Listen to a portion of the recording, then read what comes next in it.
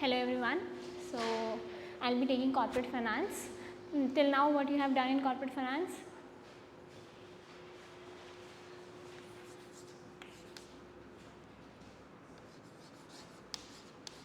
Anyone knows anything? You attended the last class?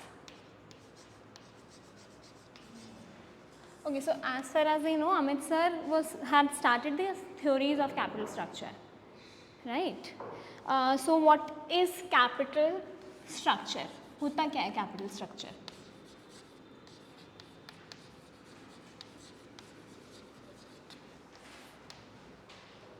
What is capital structure? Anyone?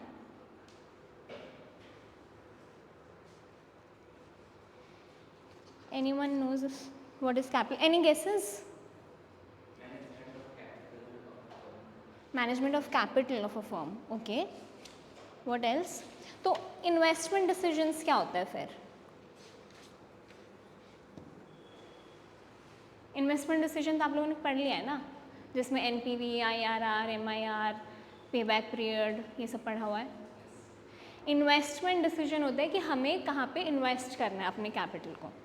ठीक है. Capital structure होता है कि जो हम उस इन्वेस्टमेंट के लिए कैपिटल रेज करेंगे वो कैसे रेज करें, इक्विटी रेज करें या डेट रेज करें, उसके बीच का चॉइस. तो कैपिटल स्ट्रक्चर क्या होता है? बहुत ही सिंपल वर्ड्स में it is a mix of equity and debt. ठीक है. इसको हम फाइनेंशियल मिक्स भी कहते हैं कि एक कंपनी जब इन्वेस्ट करने वाली है तो उसको पैसे चाहिए. ठीक है. अब उसने सोच लिया है, इन्वेस्टमेंट डिसीजन से ये डिसाइड हुआ कि प्रोजेक्ट ए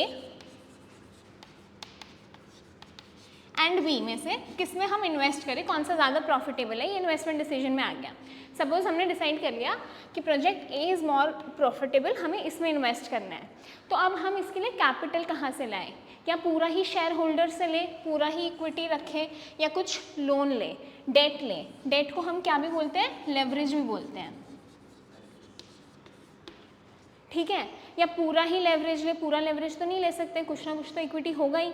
ठीक है. या फिर इन दोनों का मिक्स ले तो कितना ले, इसको 60% ले, इसको 40% ले, कितना ले, तो एक ऑप्टिमल कैपिटल स्ट्रक्चर क्या होगा.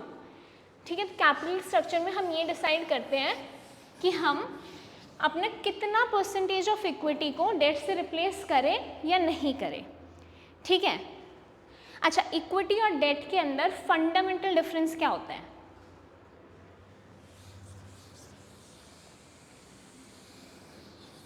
What is the fundamental difference between equity and date?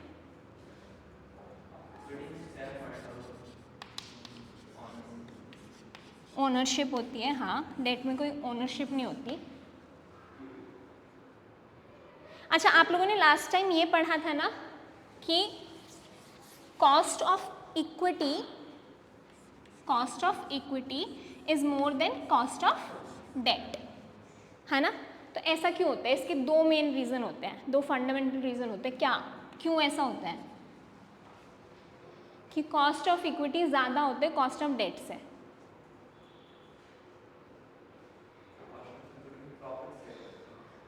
Cost of equity में प्रॉफिट शेयर करते हैं और इधर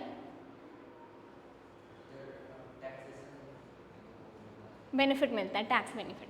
हाँ.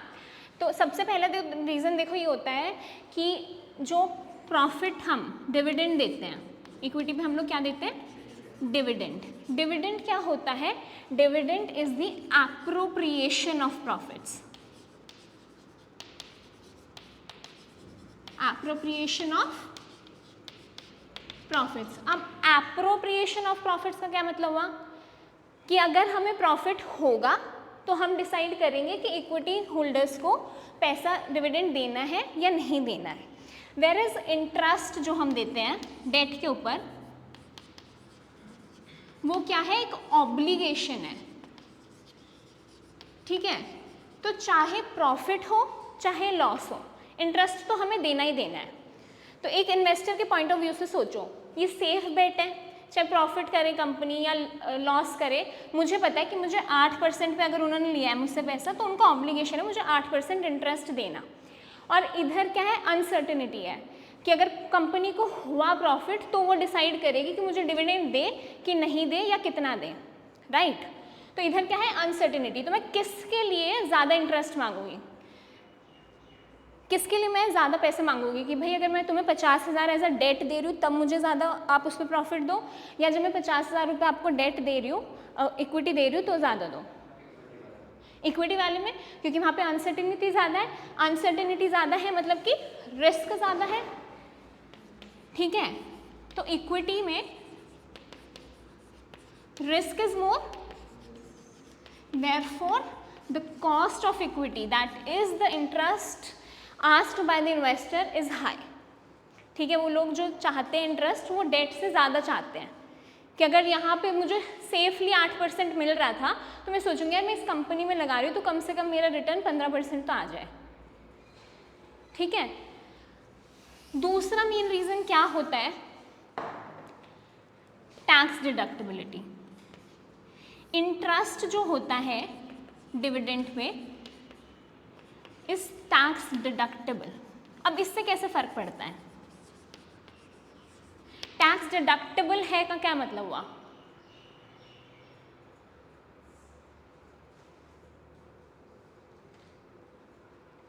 What is the meaning of कि टैक्स डिडक्टिबल हो जाता है इंटरेस्ट, मतलब कि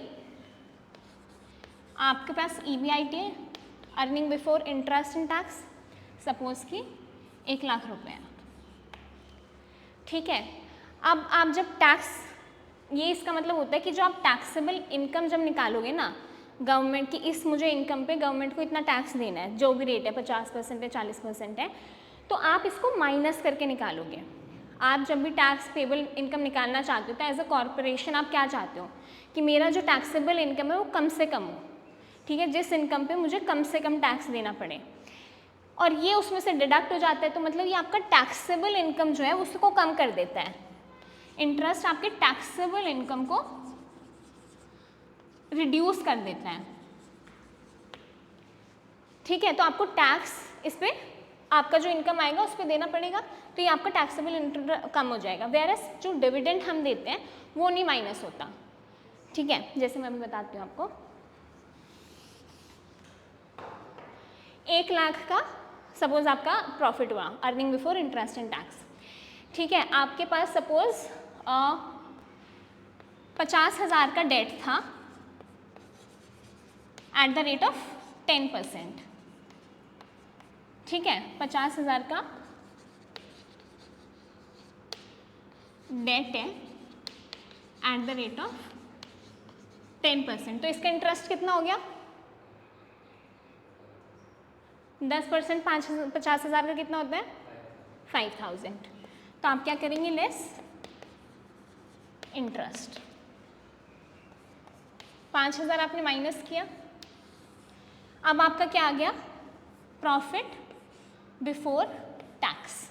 हमने इंटरेस्ट निकाल दिया, इंटरेस्ट हमने निकाल दिया, अभी टैक्स अभी भी बचा हुआ है, ठीक है। तो ये कितना हो गया 95,000, ठीक है। अब सपोज करो 50% आपका टैक्स रेट चल रहा है, तो आप 50% टैक्स लगाओगे, इसका 50% कितना हुआ 47,500, ठीक है। तो प्रॉफिट आफ्टर टैक्स कितना हो गया 47,500।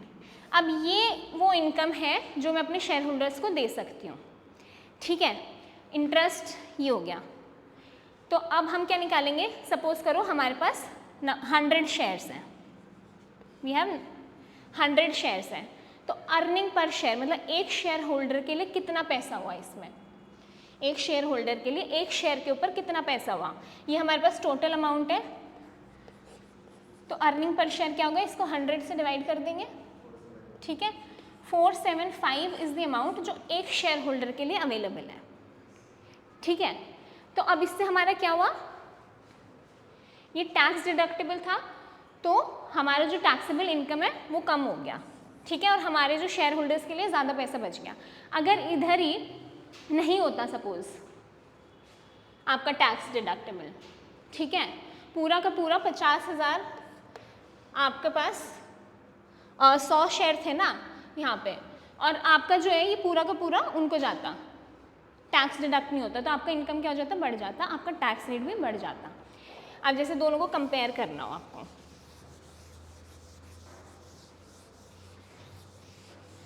किसी भी कॉस्ट को जब भी, जैसे कॉस्ट ऑफ इक्विटी सपोज कीजिए आपको दिया है 20%, ठीक है। कॉस्ट ऑफ डेट आपको दिया हुआ है 10%, because generally cost of debt कम होते हैं कॉस्ट ऑफ इक्विटी से। अब हमें इन्हें दोनों को कंपेयर करना है कि आफ्टर टैक्स हम लोगों को ये कितना कॉस्ट पड़ेगा एक्चुअल में, ठीक है। टैक्स बेनिफिट इंक्लूड करके हमें कितना पड़ेगा, तो ये पहले ही कम था, क्यों कम है, बिकॉज रिस्क वेरिएशन है दोनों में, ठीक है। रिस्क वेरिएशन है इसलिए कॉस्ट ऑफ इक्विटी ज़्यादा है कॉस्ट ऑफ डेट से। अब हम निकाल लेते हैं कि आफ्टर टैक्स ये दोनों कॉस्ट कितने हो जाएंगे। कॉस्ट ऑफ इक्विटी में तो कोई टैक्स बेनिफिट नहीं है, तो ये तो 20% रहेगा, ठीक है। कॉस्ट ऑफ डेट में ये 10% में से आप अपना 0.5 जो आपका 50% टैक्स रेट था वो माइनस कर देंगे, तो ये कितना आ जाएगा, 5%, 5 ही हुआ ना, हाँ 5। तो ये एक्चुअल जो रियल आपको कॉस्ट पड़ा वो तो और भी कम हो गया, वो तो इस 10 से भी कम हो गया, 5% पड़ गया, क्योंकि आपको टैक्स बेनिफिट मिल गया, ठीक है। अच्छा, अब एक क्वेश्चन करते हैं,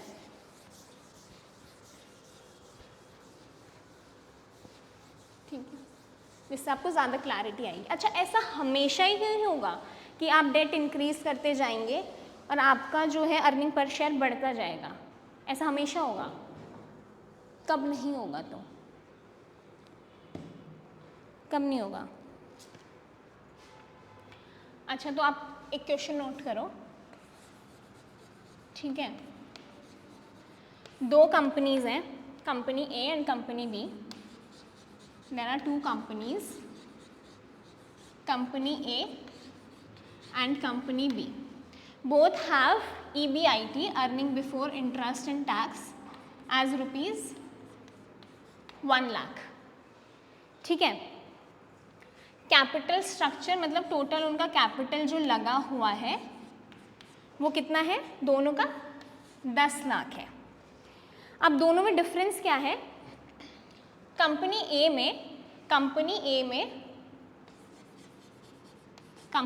ए is a full equity company, इसके अंदर कोई भी डेट नहीं है, तो ये 10 लाख जितना भी लगा हुआ है ये इक्विटी शेयर होल्डर्स का पैसा लगा हुआ है, ठीक है, कोई भी डेट नहीं है। वेयर एज कंपनी बी में 5 लाख तो इक्विटी है और 5 लाख आपका डेट का पैसा है, और डेट पे आपका इंटरेस्ट रेट है 8%, ठीक है। डेट पे कितना रेट है, 8%, ठीक है। तो अब आपको क्या निकालना है, अर्निंग पर शेयर निकालना है दोनों कंपनीज का, निकालो। और आपका टैक्स रेट भी है, ओके, टैक्स रेट इज 50%, ठीक है। सो calculate the earning per share of each company.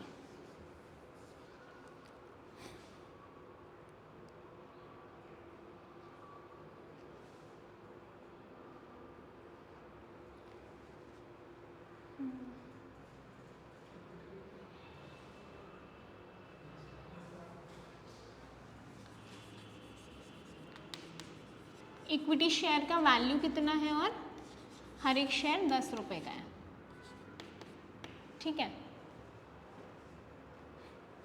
Earning per share के लिए आपको नंबर ऑफ शेयर्स चाहिए होंगे ना डिवाइड करने के लिए,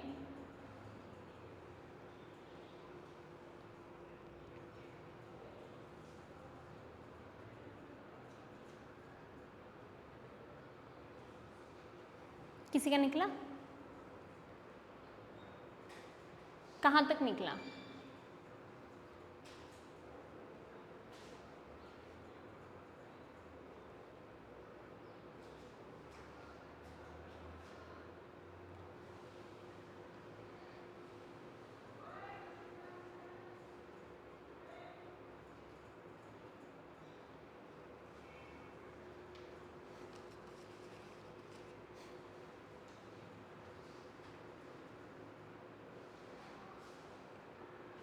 कुछ भी profit before tax, after tax, कुछ भी, कहीं तक भी?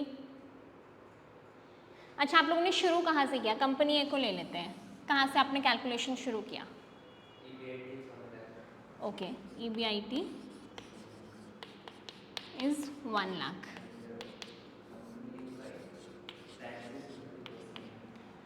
आप सीधा इस पे टैक्स लगा दोगे, पहले इंटरेस्ट नहीं निकालोगे? इंटरेस्ट तो टैक्सेबल इनकम इंटरेस्ट निकालने के बाद निकलता है ना।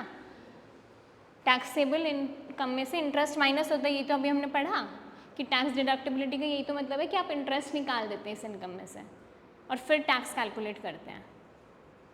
तो हम क्या करेंगे, पहले अब इस कंपनी के अंदर तो है ही नहीं, ये तो पूरा इक्विटी कंपनी है, तो इंटरेस्ट इसके अंदर है ही नहीं, तो इंटरेस्ट माइन हट जाएगा।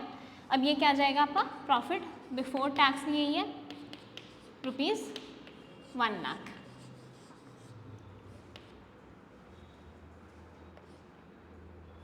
ठीक है, अब आप इस पर क्या करेंगे? आप क्या करेंगे, क्या बच गया?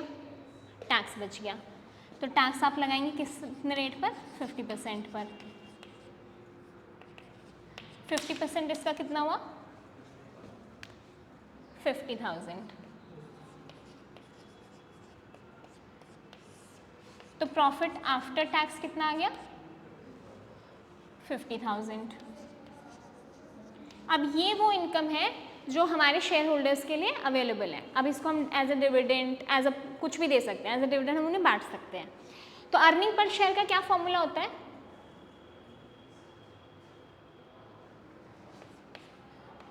Income available to the shareholder, जो कि क्या है? प्रॉफिट आफ्टर टैक्स आपका divided by the number of shares. अब इधर कितने नंबर ऑफ शेयर्स हैं इस कंपनी में?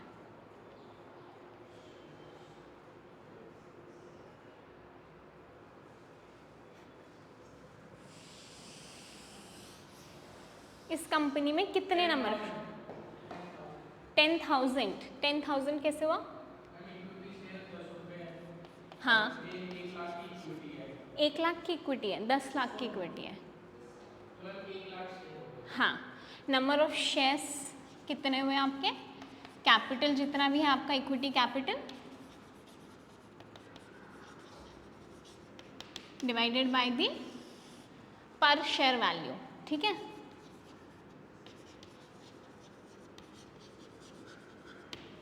तो आपने 10 लाख को यू हैव डिवाइडेड बाय ₹10। ठीक है, सो नंबर ऑफ शेयर्स हो गए 1 लाख। अब आपका प्रॉफिट आफ्टर टैक्स कितना आया था? 50,000। अब you will divided by 1 lakh, तो कितना हो गया?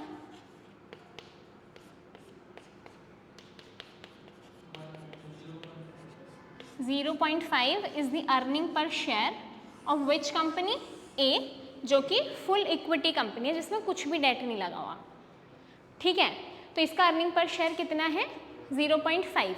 अच्छा, अर्निंग पर शेयर 0.5 होने का मतलब कि अगर मैं एक शेयर 10 रुपये का खरीदती हूँ तो उसके ऊपर मुझे 5 रुपये का अर्निंग होता है, 5 रुपये मुझे मिलते हैं उसके बदले। ठीक है, तो अर्निंग पर शेयर कितना हो गया? और हमारा एज अ कंपनी क्या मोटिव होता है कि हम अपने शेयर होल्डर्स का वेल्थ बढ़ाएं, मतलब earning per share maximum to maximum होना चाहिए, जितना भी हम अर्न कर सकते हैं। ठीक है, अब ये हो गया कंपनी ए के लिए जिसके अंदर फुल इक्विटी था, कोई भी डेट परसेंटेज नहीं था। यहाँ तक नोट डाउन कर लिया? कंपनी बी का कैलकुलेट करें हम। कंपनी बी का आप करोगे कोई भी?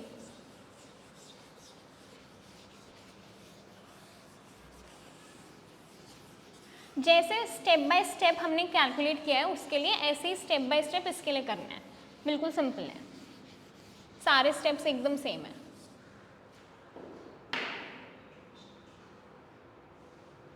कंपनी बी के अंदर क्या था? 5 लाख आपका इक्विटी है एंड 5 लाख आपका डेट है एट द रेट ऑफ 8%।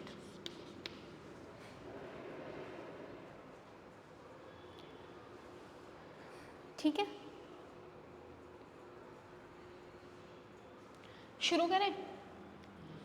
कहाँ से शुरू करेंगे आप बताते जाना, मैं लिखते जाऊँगा।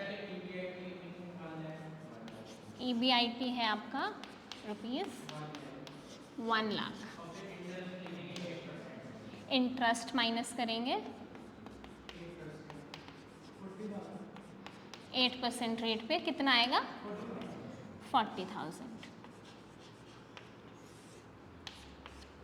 तो आपका प्रॉफिट बिफोर टैक्स कितना आ गया, एक में से 40 माइनस कर दिया 60,000। अब हम क्या माइनस करेंगे, अब क्या करेंगे इसके टैक्स, तो हमने माइनस किया tax at the rate of, कितना रेट है 50%, कितना हुआ 60 का 50, 30,000। सो हमारा प्रॉफिट आफ्टर टैक्स कितना आ गया 30,000। अब हमें क्या निकालना है, अर्निंग पर शेयर। अब इसके अंदर कितने नंबर ऑफ शेयर्स है, प्रॉफिट आफ्टर टैक्स हमारा 30 है, नंबर ऑफ शेयर्स कितने हैं 1,00,000 है, कितने हैं 50 है,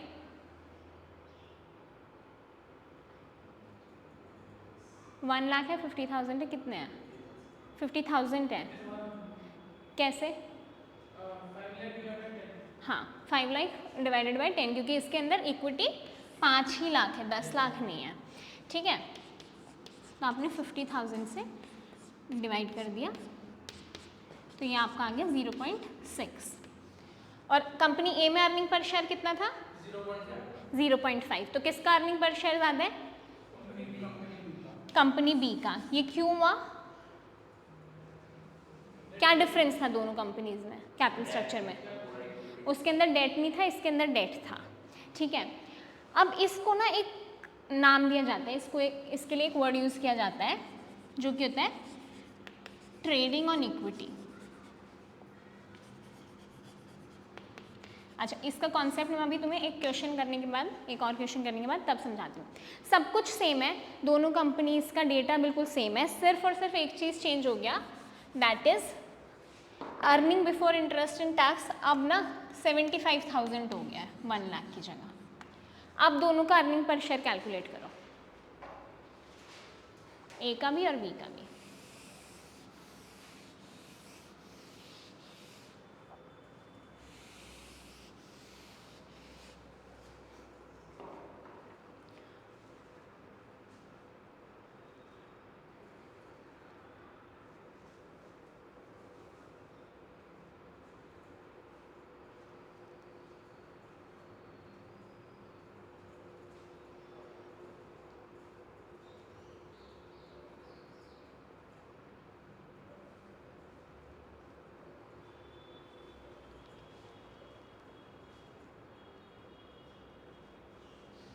किसी का निकला,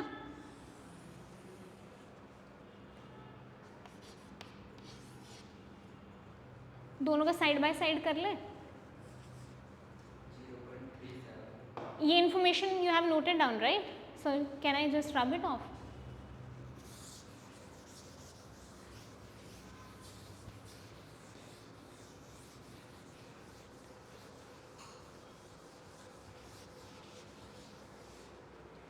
Okay. So we have company A and company B.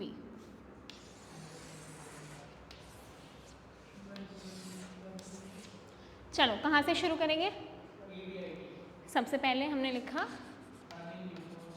Earning before interest and tax कितना था, दोनों में 75,000।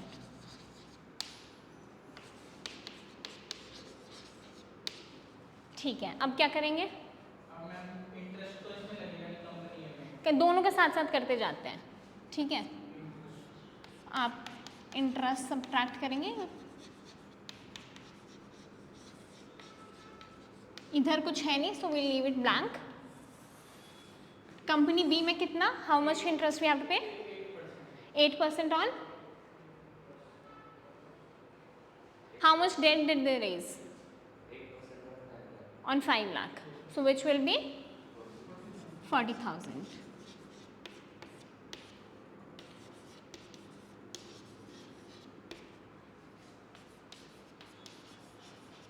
This is profit before tax. Now what we'll do?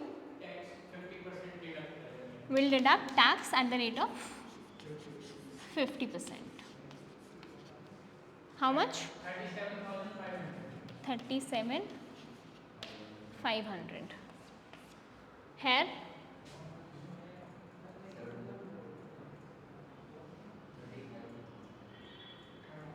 17,500.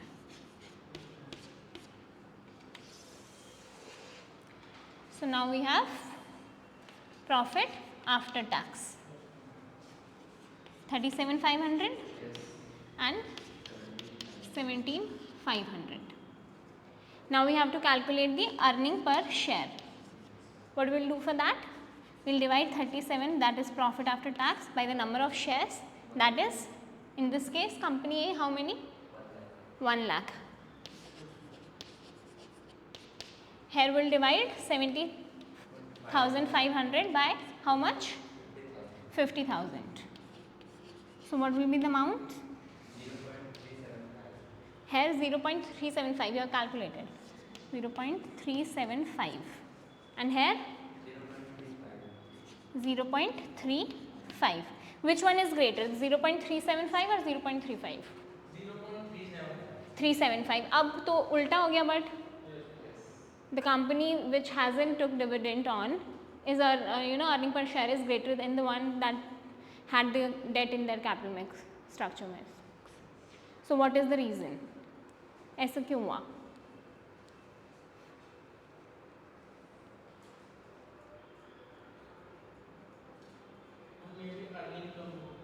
Earning कम हो गई, तो अर्निंग कम होने से क्या डिफरेंस आया?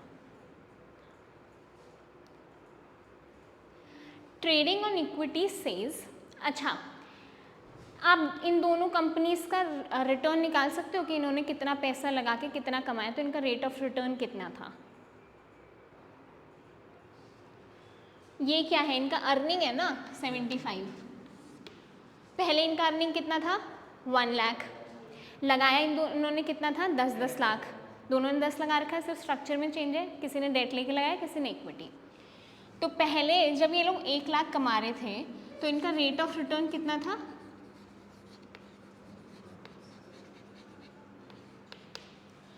ए का और बी का दोनों का सेम ही था, 1 लाख अर्निंग इतना था और 10 लाख लगा रखा था, तो कितना हुआ 10%।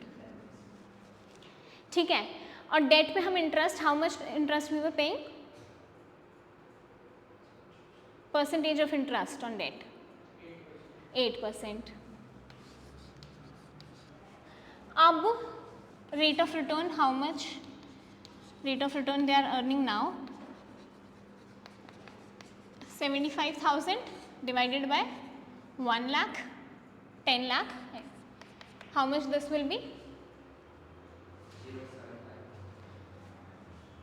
7.5% I guess, 7.5%.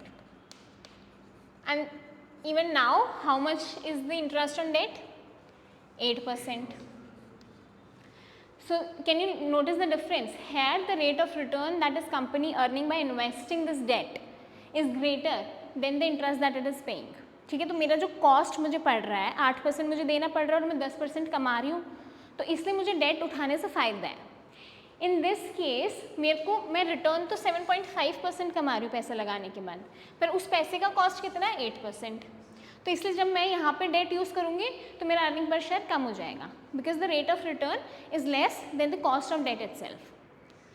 ठीक है, तो ट्रेडिंग ऑन इक्विटी क्या कहता है? It says under favorable condition. What are those favorable condition? That the rate of return is greater than the cost of debt. When you include debt in the capital structure, the earning per share will increase.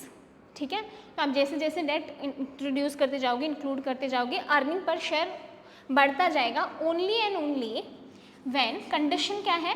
सिर्फ एक condition है, that the rate of return should be greater than the cost of debt. The rate of return that you are earning should be more than the cost of debt. तो आप जैसे जैसे date include करते जाओगे earning per share will keep on increasing.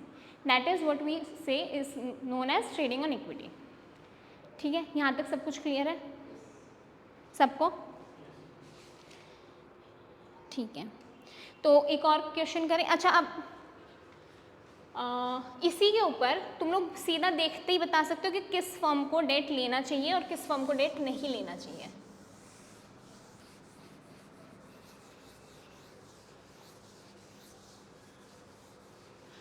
Crux में क्या निकला, किस फर्म को डेट लेना चाहिए? ट्रेडिंग ऑन इक्विटी क्या कहता है? अर्निंग पर शेयर कब बढ़ेगा? जब when will earning per share will increase? when the rate of return is greater than the cost of debt. ठीक है, तो अब मैं दो कंपनीज के बीच में कैसे बता सकती हूँ किसको डेट लेना चाहिए किसको नहीं? मैं उन दोनों का रेट ऑफ रिटर्न निकालूंगी कितना है, उनका कॉस्ट ऑफ डेट कितना है मार्केट में, और अगर वो रेट ज़्यादा है कॉस्ट से तो मैं कह दूँगी कंपनी को फ़ायदा होगा डेट लेने से, और अगर वो कॉस्ट ऑफ डेट ज़्यादा है उनके रेट ऑफ रिटर्न से तो मैं कह दूँगी कंपनी को डेट नहीं लेना चाहिए क्योंकि कॉस्ट उनका ज़्यादा है.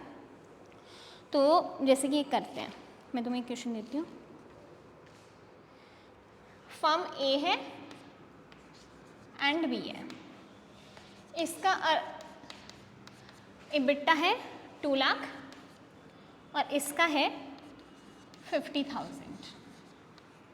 ठीक है, debt is available in the market at a rate of 8%. ठीक है, दोनों का कैपिटल इन्वेस्टेड कितना है? 10 लाख रुपीज. अब which firm should raise the debt which shouldn't, और ये दोनों को ही नहीं करना चाहिए. क्या करना चाहिए? डेट का रेट है 8%. अभी हमें डिसाइड करना है कि हमें 10 लाख कैपिटल का रिक्वायरमेंट है. ठीक है, डेट मार्केट में 8% अवेलेबल है. This is what I am earning. तो should I replace this equity with debt और not? Should I raise the date?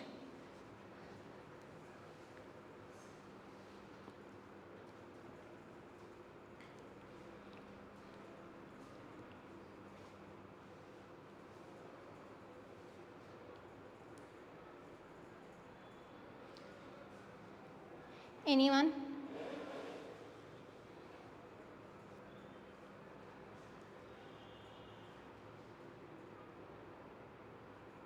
दो चीज़ें चाहिए मुझे इस कंपैरिजन के लिए. क्या क्या? Which two things are required? Rates are required. Rate of return and the cost of debt. Cost of debt तो डायरेक्टली दिया हुआ है 8% है. ठीक है, रेट ऑफ रिटर्न कैसे निकलेगा कंपनी ए और बी का?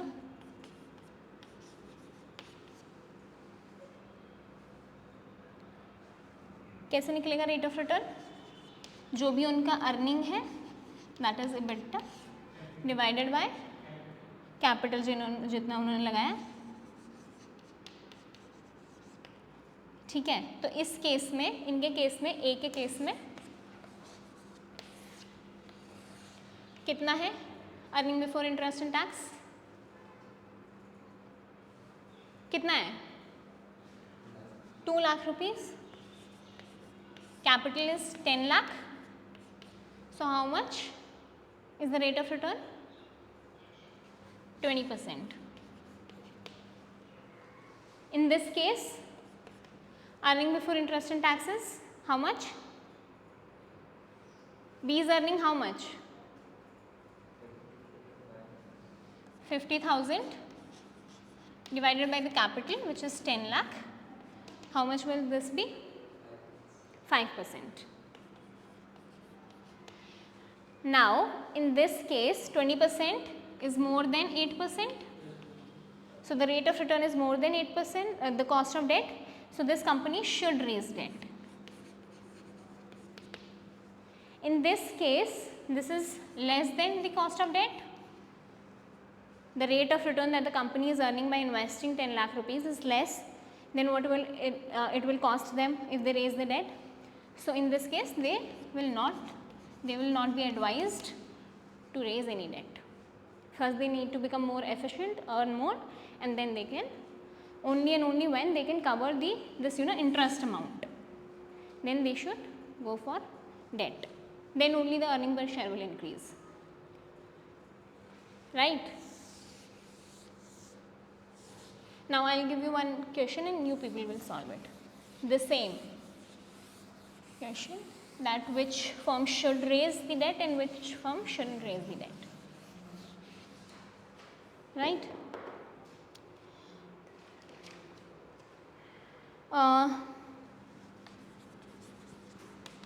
इनका है 1 लाख, ठीक है, और इनका है 2 lakh. Debt is available at 4%. Capital is invested is 20 lakh.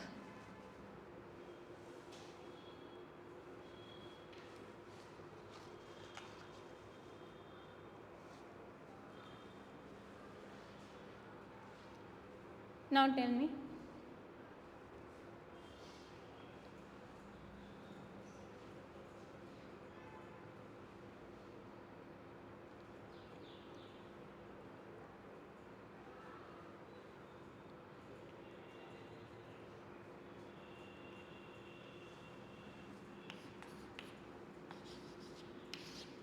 सबसे पहले क्या निकालेंगे? Rate of return. Rate of return कैसे निकलेगा? Upon capital. एक अर्निंग कितना है? How much? 1 lakh divided by 20 lakh which turns out to be 5%. इधर निकालेंगे. इनका अर्निंग कितना है? How much they are earning?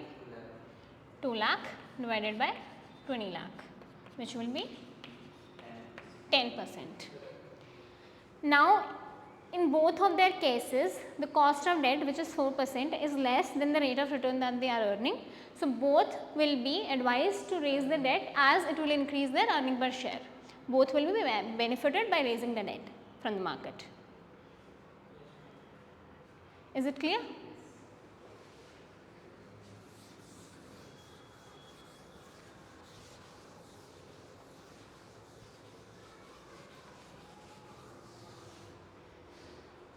अब हम आ जाते हैं कैपिटल स्ट्रक्चर थ्योरीज पर, ठीक है. अच्छा, last time sir have taught कि वैल्यू ऑफ फर्म कैसे निकालते हैं. यू ऑल नो ना value of firm. How is value of the firm calculated?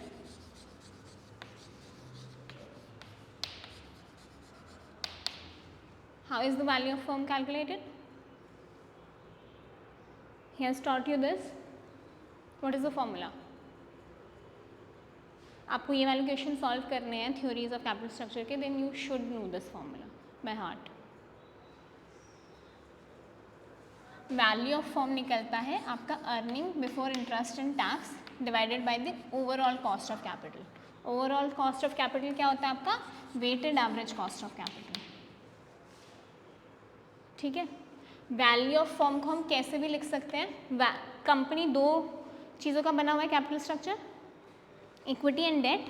तो वैल्यू ऑफ फर्म कैसे भी कैलकुलेट हो सकता है आपका value of equity plus value of debt.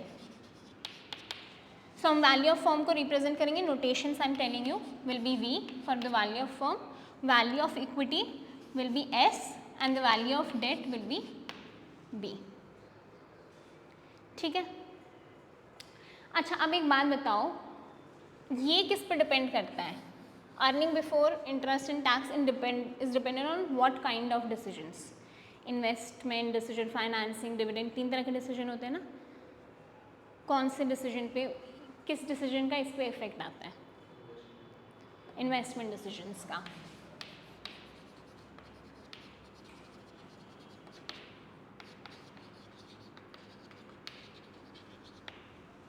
और ये किससे डिटरमाइन होगा? Weighted average cost of capital. Formula क्या होता है weighted average cost of capital का? ये तो cost of capital must be the second chapter, you must have studied this. Numericals भी सॉल्व किए होंगे किसी। अच्छा, वेटेड कॉस्ट ही कैसे निकलता है, इसको छोड़ दो।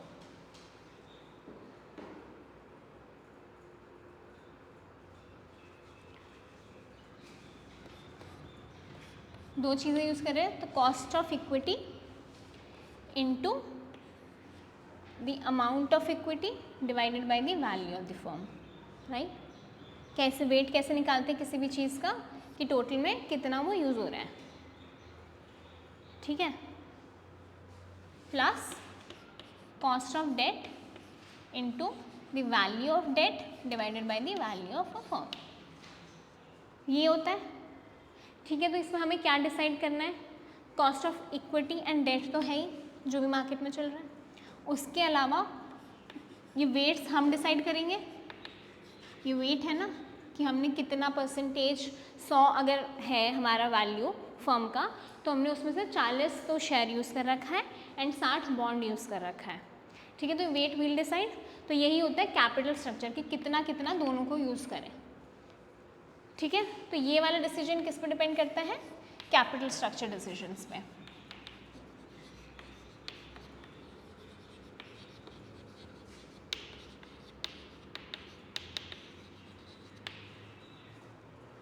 ठीक है।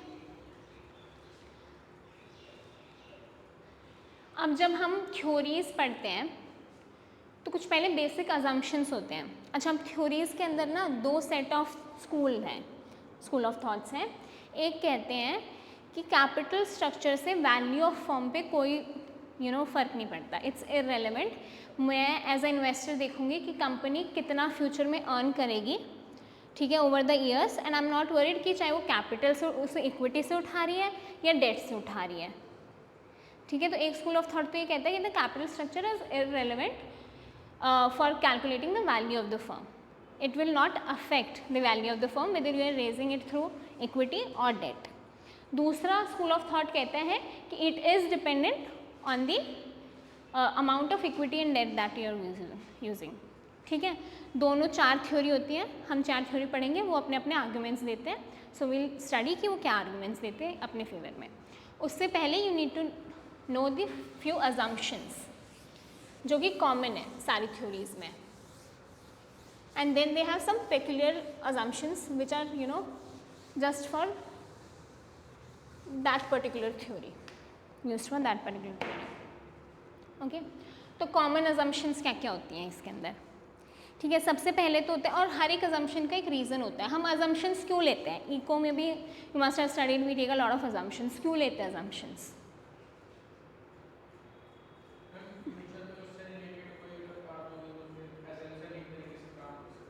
क्या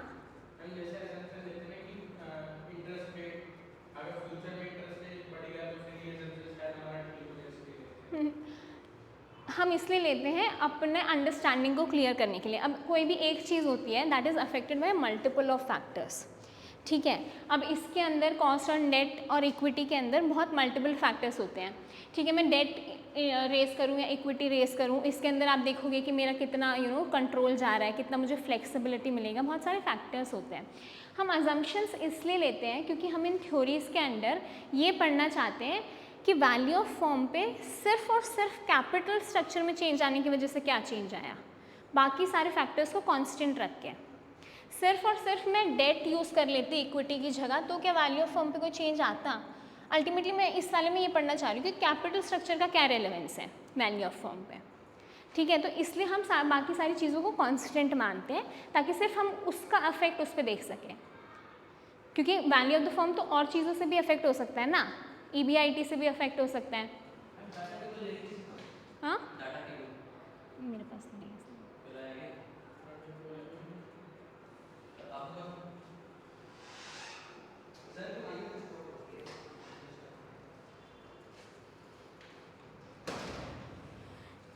ठीक है। So the first assumption is that the capital of structure will include just equity and debt. अच्छा, और क्या क्या हो सकता है, हम क्या सिर्फ पैसा इक्विटी और डेट से रेस करते हैं, प्रेफरेंस शेयर्स भी होते हैं, ठीक है, और भी बहुत सारे तरीके होते हैं, ESOP होते हैं। तो मतलब ये वाला सिर्फ अज्यूम करता है, हम अपने सिंप्लीफिकेशन के लिए भी assume that the capital structure only includes equity and debt. ठीक है, उसके बाद we assume that business risk is zero. Capital structure से कौन सा रिस्क अफेक्ट होता है? Financial risk. फाइनेंशियल रिस्क क्या होता है कि जो हमारा ऑब्लिगेशन है डेट पे इंटरेस्ट देने का, वो हम लोग दे पाएंगे या नहीं दे पाएंगे उस इंटरेस्ट को, क्योंकि अगर हम वो इंटरेस्ट नहीं दे पाते हैं तो हमारा लिक्विडेशन प्रॉब्लम आ जाता है, हम इंसॉल्वेंसी में चले जाते हैं। ठीक है, क्योंकि उसके बाद हम आईबीसी में चले जाएंगे, हमारे जो क्रेडिटर्स हैं दे विल सू अस।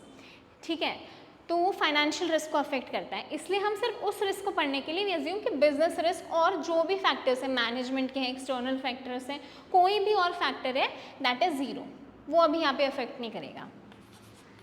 ठीक है, थर्ड हम क्या पढ़ते हैं? हम अज्यूम करते हैं कि कॉर्पोरेट टैक्स ज़ीरो है।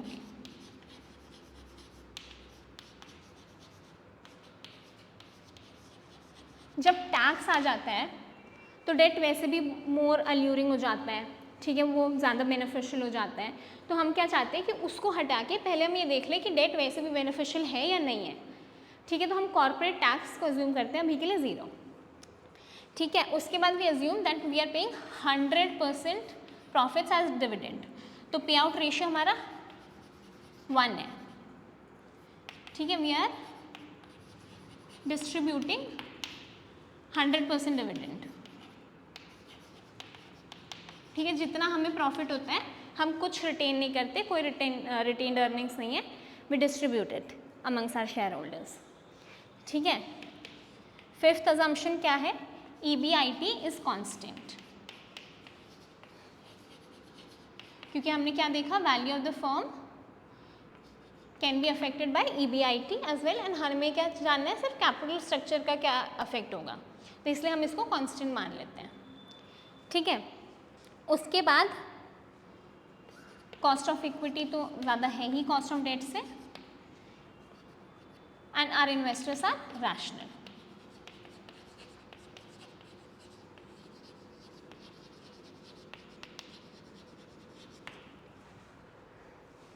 ठीक है, ये हमारे कुछ कॉमन अजम्पशंस हैं जो सारी थ्योरीज पर वर्क करेंगे।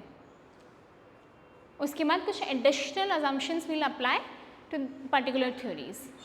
Okay, is it clear?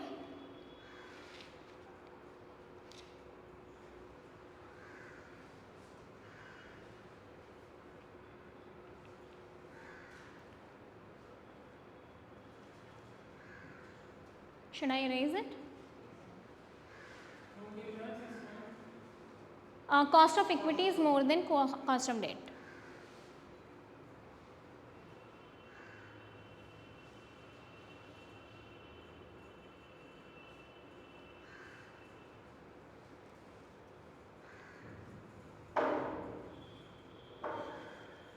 Should I erase it? ठीक है,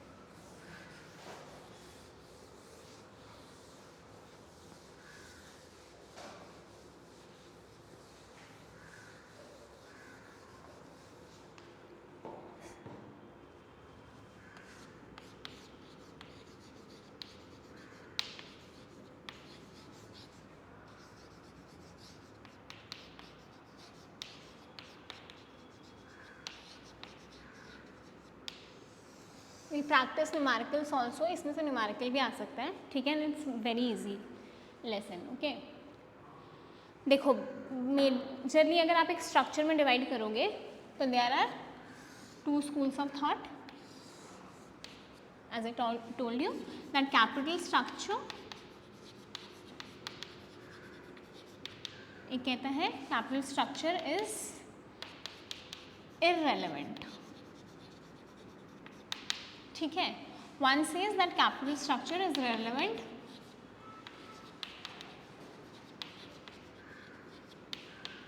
and has an effect on the cost of capital and therefore the value of the firm। अब इसके अंदर 2 थ्योरीज आती हैं। ठीक है, एक तो है आपकी नेट income approach,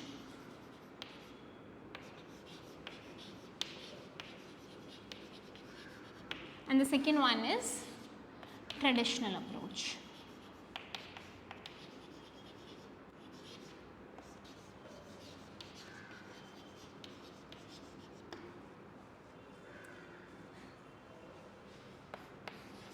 इररेलेवेंस के अंदर भी आपकी दो थ्योरीज आती हैं. First is net operating income approach,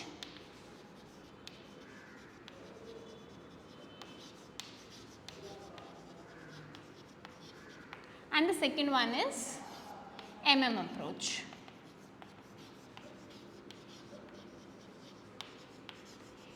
MM approach के अंदर वैसे दो बाइफिकेशंस आते हैं. MM अप्रोच ने सबसे पहले बोला था कि इट्स इररेलेवेंट, फ़र्क नहीं पड़ता है, बट अगर वी इंक्लूड टैक्स, जैसे हमने माना ना कि corporate tax is zero, but if we remove that assumption then debt will be more beneficial. तब वो कहते हैं तब फ़र्क पड़ जाएगा, तब डेट रेलेवेंट हो जाएगा. ठीक है, अभी के लिए broadly this is the बाइफिकेशन.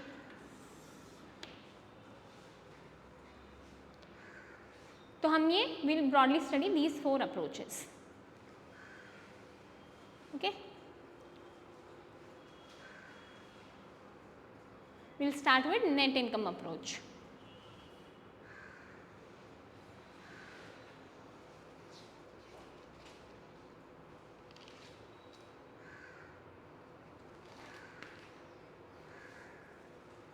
Can I erase it?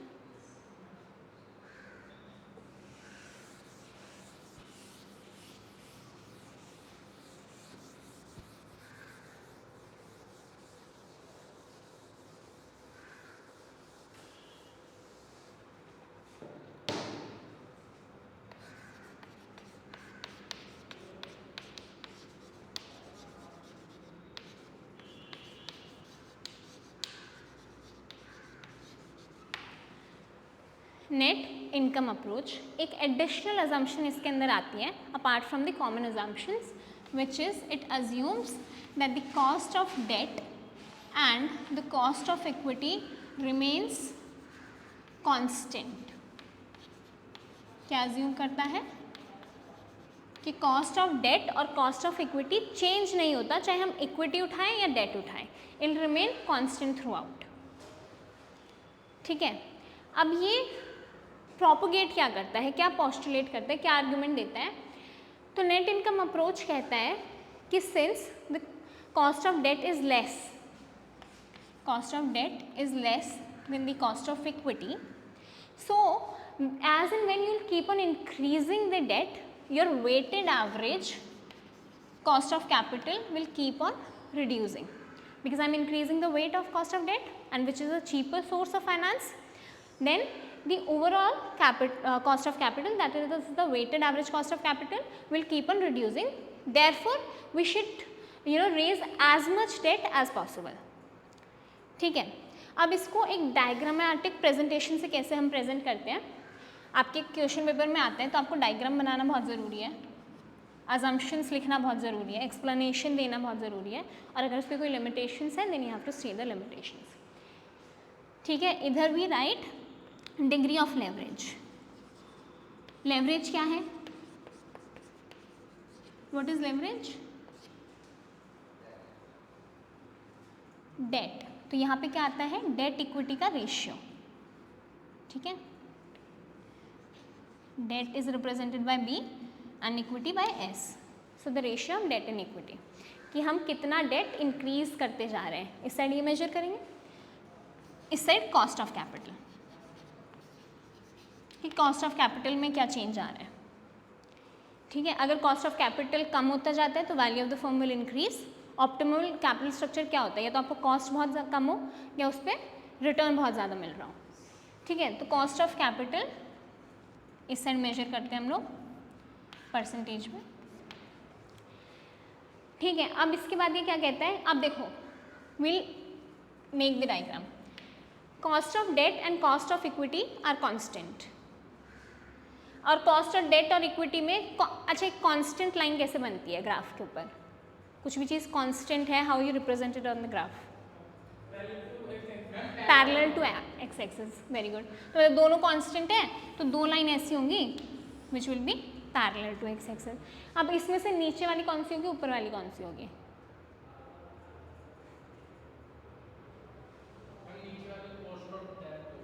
Cost of date नीचे वाली होगी, because cost of debt is less than the cost of equity, right.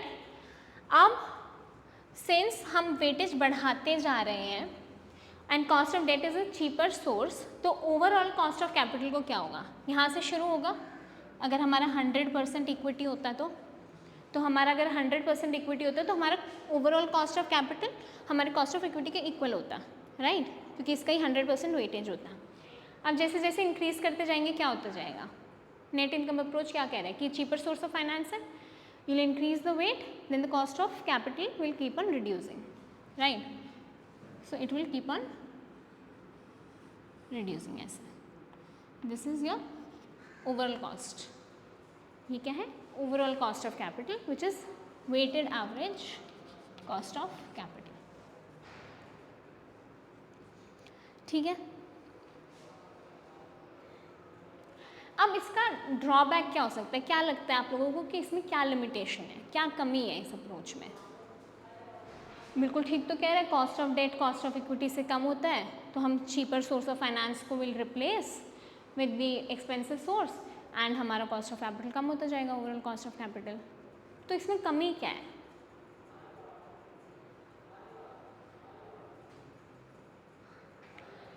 इसके अंदर सबसे बड़ी कमी ये है दैट इट अज्यूम्स कि cost of equity will remain constant. ऐसा क्यों? एक फर्म है, ठीक है, it was earning 50,000 rupees and उसका इंटरेस्ट रेट, मतलब उसको जो इंटरेस्ट देना पड़ता था, ये उसका earning before interest and tax था, इंटरेस्ट उसको सिर्फ 100 रुपये देना होता था, वेरी इनसिग्निफिकेंट अमाउंट। तो I was as an equity shareholder I was in worried कि it's a very minimal amount, I'll pay 50,000 कमाती है, लॉस मतलब नहीं भी कमाएगी तो 10,000 कमा लेगी किसी मंथ में, 10 तो कमा लेगी, 100 रुपये आराम से it can pay off as a interest. But now assume that it has raised a significant amount of debt to finance any project, ठीक है। Now the interest payment has increased, monthly interest payment has increased or annually 30,000 rupees, ठीक है। So now as an equity shareholder should I be worried? मुझे चिंता करनी चाहिए या मुझे इंटरेस्ट से कोई फ़र्क ही नहीं पड़ता? मुझे क्या मिलता है इस इंटरेस्ट, सब कुछ पे चले जाने के बाद ये इंटरेस्ट जाता है, उसी के बाद जो बचता है वो मेरा होता है, राइट। जब ये इंटरेस्ट चला जाएगा फिर टैक्स भी चला जाएगा तो जो बचेगा वो मेरा होगा, ठीक है। टैक्स तो अगर लॉस है तो चलो नहीं देना पड़ेगा, पर ये तो लॉस है तब भी देना पड़ेगा, ठीक है। अब 30,000 रुपये हो गए, अब सपोज रिसेशन आ जाता है, मैं कंपनी नहीं परफॉर्म कर पाती, वो सिर्फ 28,000 रुपीज़ अर्न कर पाती है उस मंथ में, तब ये 30,000 तो उसको तब भी देने पड़ेंगे and I be left with nothing, ठीक है। So now this should worry me. अगर एक कंपनी में सिग्निफिकेंट अमाउंट ऑफ डेट है then I should be concern whether it will be able to pay that off और not. अब इस additional risk को लेने के लिए will I not be asking for additional return? मैं एक्स्ट्रा रिस्क ले रही हूँ तो मुझे रिटर्न भी तो फिर ज़्यादा चाहिए ना। एक कंपनी जिसके अंदर सिर्फ 100 रुपये डेट पेमेंट था, कोई रिस्क नहीं था इंटरेस्ट का, कोई फाइनेंशियल रिस्क था ही नहीं, इनसिग्निफिकेंट फाइनेंशियल रिस्क था। एक है जिसके अंदर फाइनेंशियल रिस्क इतना ज़्यादा है, तो मैं अगर इसमें वो सेम अमाउंट इन्वेस्ट कर रही हूँ तो आई वांट कि मुझे ज़्यादा रिटर्न देना। तो इसका क्या सबसे बड़ा ड्रॉबैक है कि अज्यूम करते हैं कि आप कितना भी डेट रेस कर लो, कितना भी आप 100% भी डेट रेस कर लो, 90% भी डेट रेस कर लो, equity shareholders will not be worried about it. उनका सेम ही वो रेट ऑफ रिटर्न आपसे मांगते रहेंगे and they will be happy at it, ठीक है। तो इसका सबसे बड़ा ड्रॉबैक ये है कि कॉस्ट ऑफ इक्विटी को कांस्टेंट अज्यूम करता है, which is not true in reality. Is it clear till here?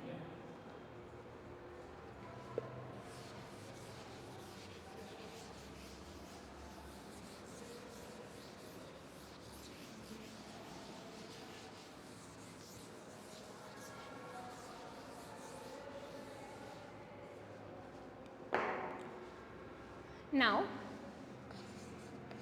second theory is net operating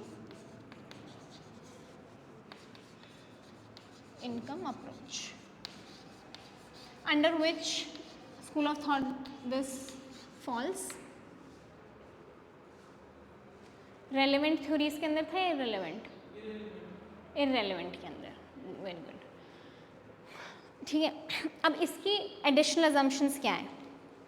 It assumes सबसे पहले कि overall cost of capital is not affected, is independent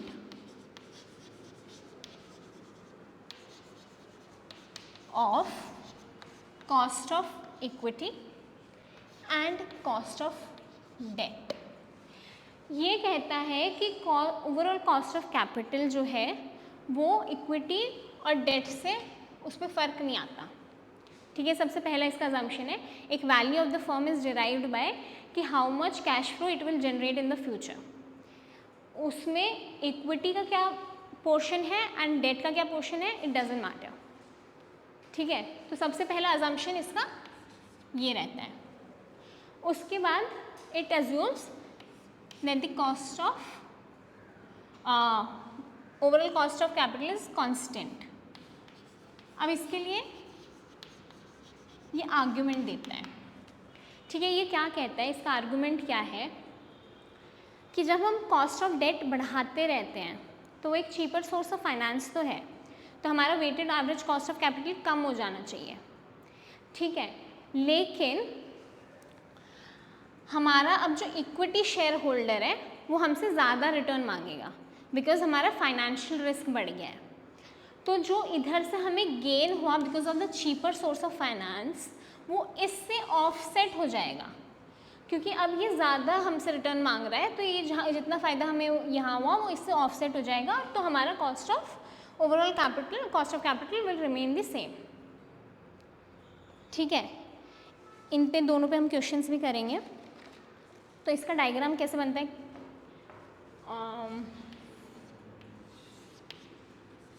इधर क्या आएगा, what comes on the x axis, cost of capital comes on the y axis. Here comes the degree of leverage.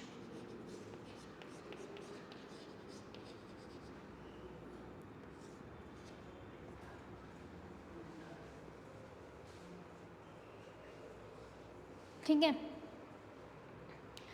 अब इसके अंदर तुम्हें क्या लगता है, अच्छा एक इसका थर्ड अजम्पशन भी होता है कि cost of debt is constant.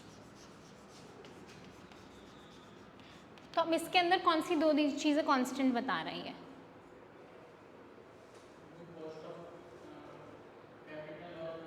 Overall cost of capital and cost of debt, है ना. तो दो पैरेलल लाइंस बनेंगी इसमें भी. अब कौन सी नीचे वाली होगी, कौन सी ऊपर वाली, ऊपर कैपिटल वाली होगी, overall cost of capital and ये कॉस्ट ऑफ डेट.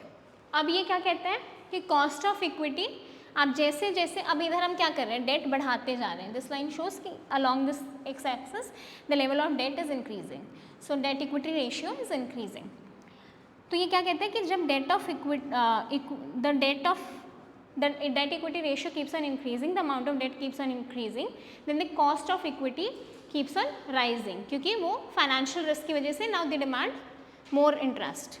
तो क्या होगा, कॉस्ट ऑफ, अगर 100% इक्विटी होता तो cost, overall cost of capital cost of equity के इक्वल होता. अब जैसे जैसे, क्योंकि यहाँ पे ज़ीरो डेट है, this is debt level is zero, 100% equity है. अब जैसे जैसे this will keep on increasing, the cost of equity will keep on rising. ठीक है, यहाँ तक समझ आया सबको.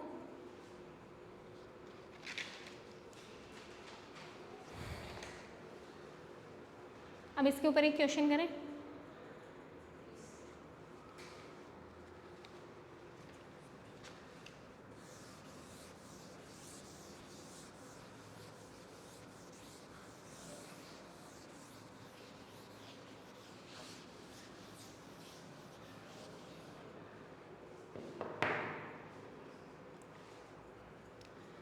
नेट ऑपरेटिंग इनकम, EBITDA बोल लो, net operating income is 2 lakh rupees.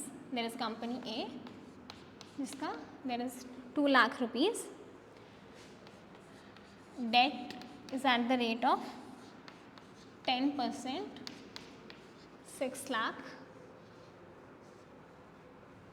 ठीक है. Capitalization rate is 20%. So now you have to calculate the value of the firm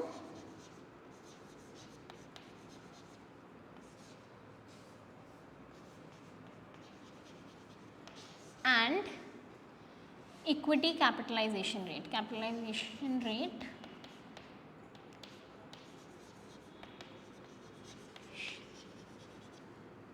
of equity.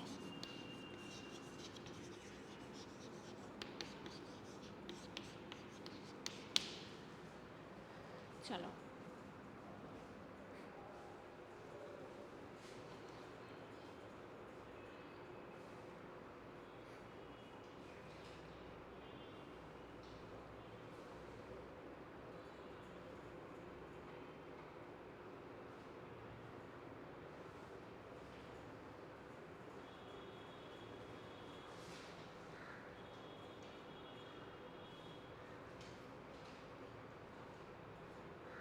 Value of the firm से शुरू करें. वैल्यू ऑफ द फर्म कैसे निकलता है?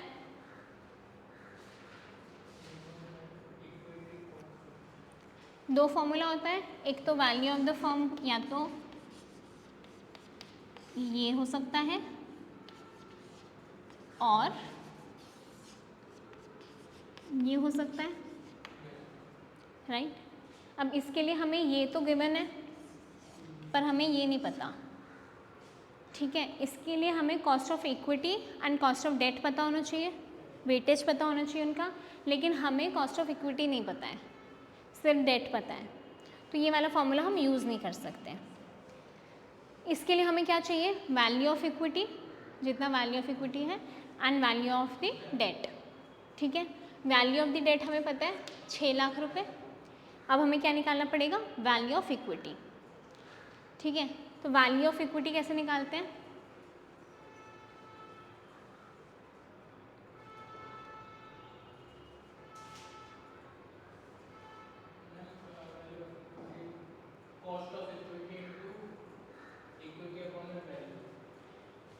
वैल्यू ऑफ इक्विटी क्या बोला आपने?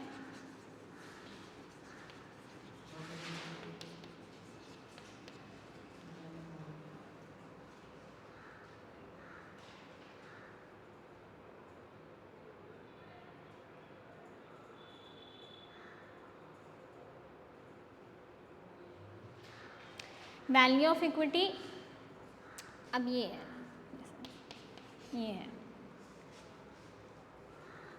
अगर मैं वैल्यू ऑफ द फर्म में से वैल्यू ऑफ बॉन्ड माइनस कर दूं तो मेरे पास क्या आ जाएगा? Value of equity, right. यहाँ पे मुझे वैल्यू ऑफ द फर्म निकालना पड़ेगा और ये मुझे गिवन है. ठीक है.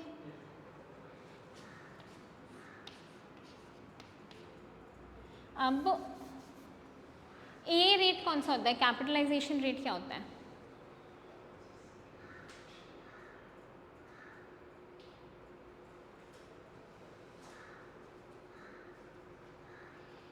कैपिटलाइजेशन रेट क्या होता है?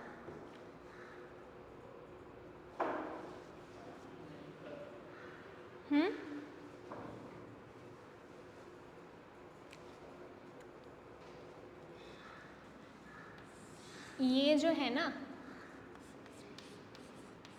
ये होता है कैपिटलाइजेशन रेट. का मतलब क्या होता है? इक्विटी का क्या मतलब होता है? KE होता है. तो अब इसको यूज़ कर सकते कि नहीं कर सकते? अब सारा इन्फॉर्मेशन मिल गया.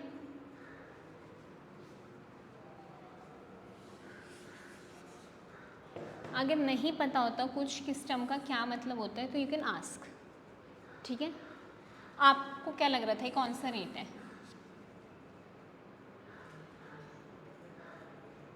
ओवरऑल कॉस्ट ऑफ कैपिटल है, ठीक है। तो अब what is earning before interest and tax? 2 lakh rupees. What is this? 0.2, कितना आएगा ये?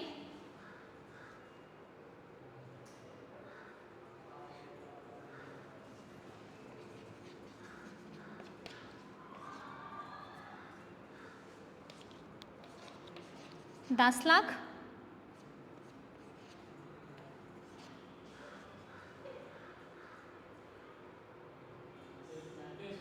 10 लाख। तो वैल्यू ऑफ द फर्म क्या है?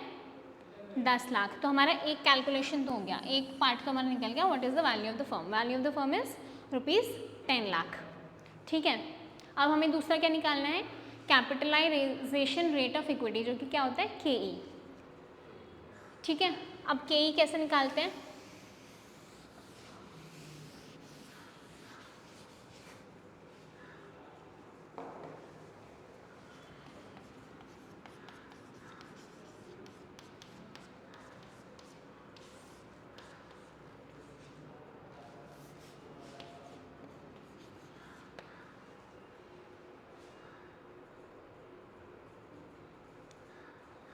ठीक है, ये कहाँ से आता है पता है? एक इक्विटी शेयर होल्डर को क्या मिलता है इसमें से जब हम इंटरेस्ट माइनस कर देते हैं, और उसका वैल्यू कितना होता है? Value of firm minus the value of debt, ठीक है। तो अब हमारा एबिटा कितना था? 2 lakh rupees. What is the interest payment amount? 10% of 6 lakh, which will be 60,000. Value of the firm we calculated as 10 lakh rupees, and value of the bond is, debt is 6 lakh. So this will be 1,40,000 divided by 4 lakh, which will come out as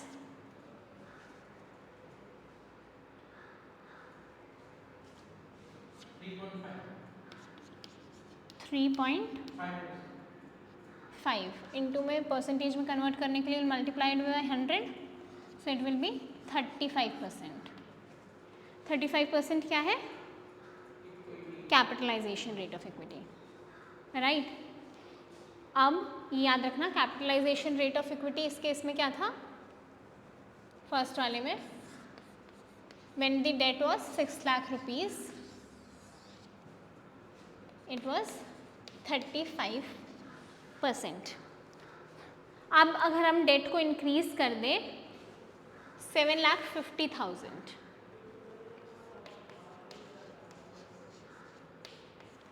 तब calculate करो value of the firm and the capitalisation rate of equity.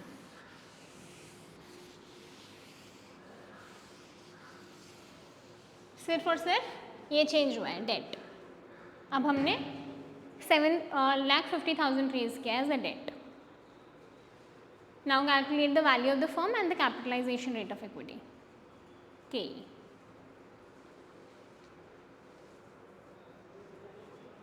जब हम 6 lakh raise कर रहे थे तो हमारा ये रेट था।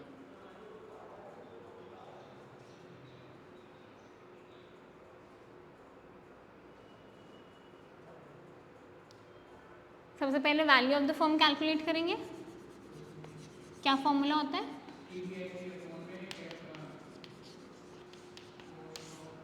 Overall cost of capital.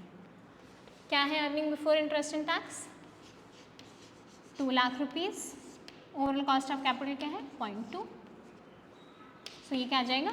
10 lakh. पहले भी क्या आ रहा था? Value of the firm 10 lakh rupees. Net operating income approach क्या कहता है?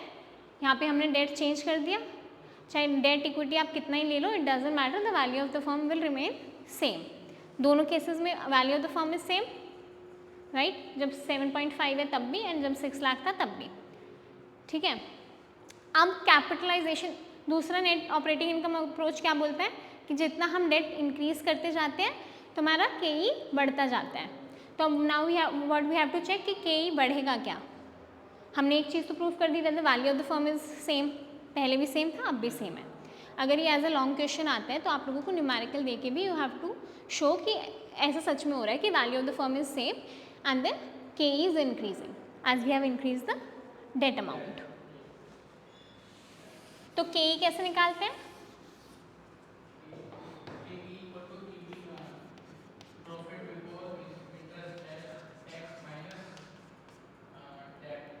Minus interest, value of firm minus the value of the debt, right?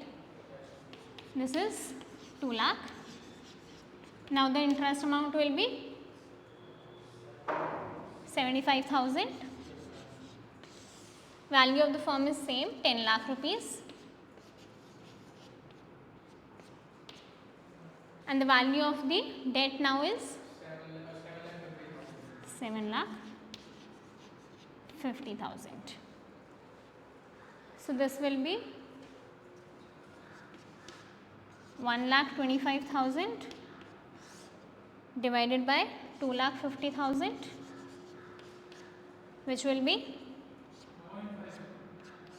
0.5, which will be 50% if we convert it into percentage. So अब cost of equity क्या हो गया second case में? 50%. So as we increase the debt, the value of the firm remains same and the cost of equity has increased,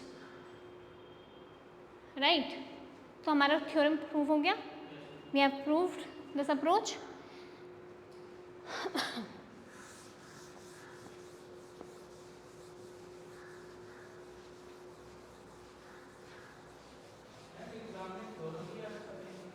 Approach, if they ask you as a long answer that you explain this theorem, give the argument in favor or against, तो आप वहाँ पे जहाँ पे भी use कर रहे हो you can give a छोटा सा न्यूमेरिकल, वो आपको हमेशा एक्स्ट्रा मार्क्स फेच करता है. This will just take 2 minutes, you show it and you get you the marks. अगर न्यूमेरिकल पूछा नहीं गया तो उन्होंने सिर्फ आपको एक्सप्लेन करने के लिए बोला है अप्रोच को. ठीक है, आगे चले. अच्छा, इसका लिमिटेशन क्या हो सकता है इस वाले का, नेट ऑपरेटिंग इनकम अप्रोच का?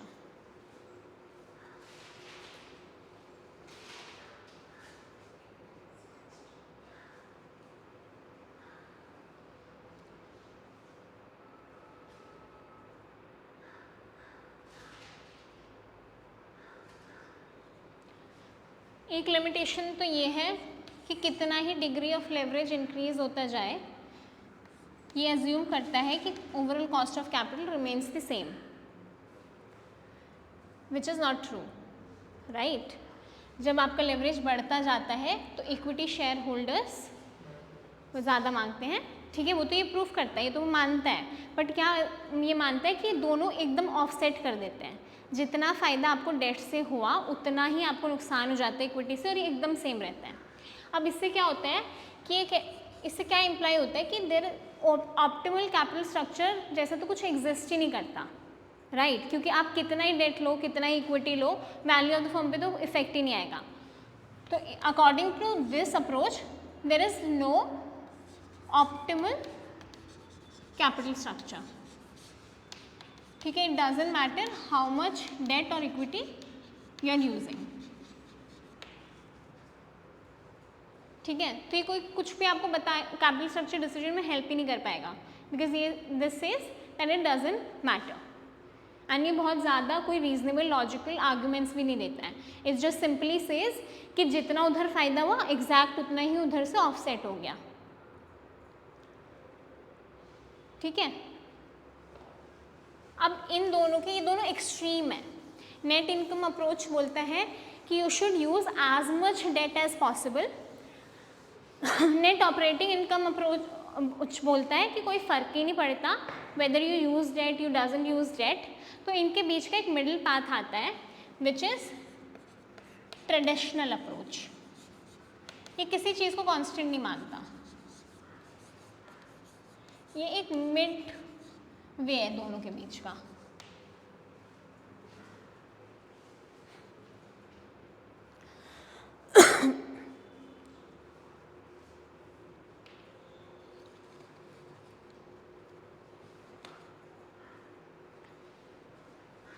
ट्रेडिशनल अप्रोच क्या बोलता है, ये 3 फेजेस में डिवाइड कर देता है, ठीक है।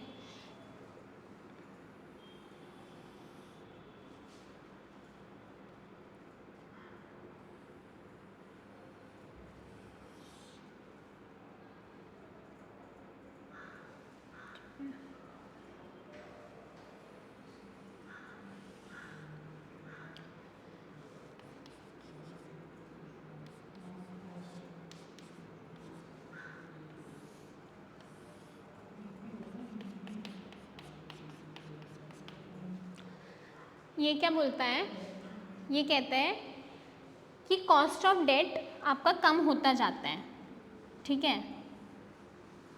मतलब कॉस्ट ऑफ डेट जितना है उतना रहता है।